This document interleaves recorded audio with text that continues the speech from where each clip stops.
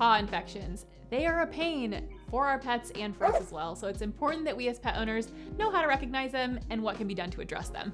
First of all, it's important to recognize what a paw infection might look like because early intervention in many cases can be our friend. So here's some of the following signs you might see if your dog or cat has a paw infection. Number 1 is swelling. The affected paw may appear larger, puffy, or swollen compared to its normal size. Number 2 is redness. You may notice red, irritated skin around the paw. Number 3 is heat. You may notice that the paw feels warmer than it normally does to the touch. Number 4, pain or discomfort. Your pet may show signs of favoring that paw or limb, limping, licking, or not wanting to use it at all. And 5, discharge or odor. If there's a severe infection or potentially an abscess, you may notice fluid leaking from the site, and that often can have a smell. So let's talk about some of the causes of paw infections because these can occur for a variety of reasons.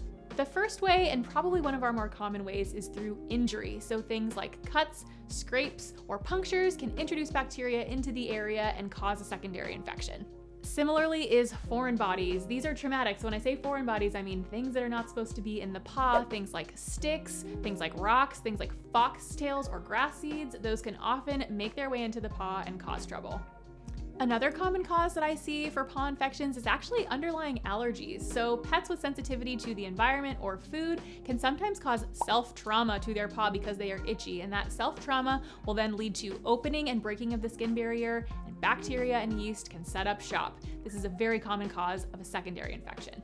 Another common cause that I see pets coming into the clinic for a paw infection is from the nail. So a broken or ingrown nail can be a reason why your pet is over-grooming, over-licking, and causing irritation to that paw and getting a secondary infection.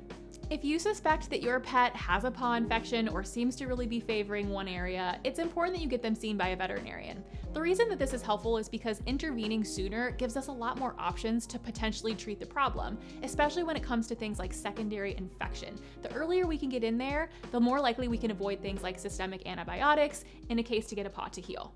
Treatment for a paw infection or a swollen paw is going to depend on the initial cause. You may find your veterinarian prescribing something like an antibiotic or an antifungal if we're worried that microorganisms are causing a problem. Additionally, you may think that your pet was in pain and that's why you brought them in the first place, so veterinarians will often prescribe a safe anti-inflammatory or pain medication to treat the discomfort. Caring for an infected paw leads to my last point, which is pets often want to fuss with the area that is bothering them, and so we want to keep them from causing more self-trauma. We may look to something like a bandage to cover the area, or even an e-collar or a cone. The cone of shame. The cone of shame. The cone of shame. These are important to keep on so that we can get that infected paw healed.